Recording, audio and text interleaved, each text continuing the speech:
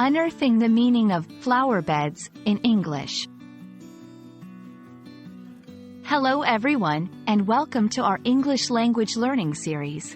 Today, we'll dig into the picturesque world of gardens and uncover the meaning of the term flowerbeds.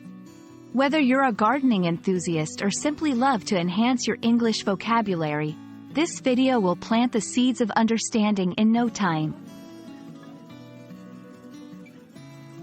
Let's start by getting to the root of the word. A flowerbed is a portion of a garden or an outdoor area where flowers are planted and grown.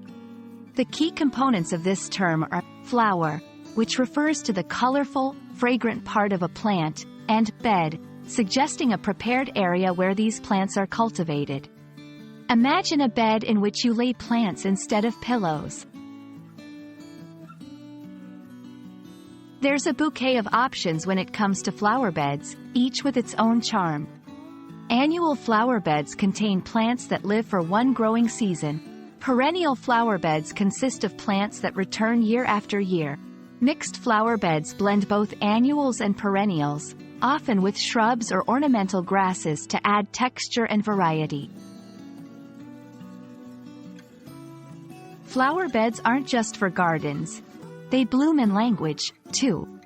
This term can be metaphorical, representing growth, care, and beauty. It's common in literature and everyday language to refer to a place or situation that is being cultivated or has the potential to blossom. Here's a fun fact. When you learn about creating and maintaining a flowerbed, you're not only learning about gardening but also enriching your English vocabulary.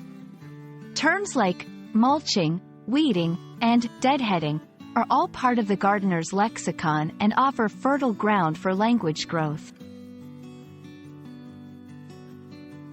And there we have it, a stroll through the linguistic garden of flowerbeds.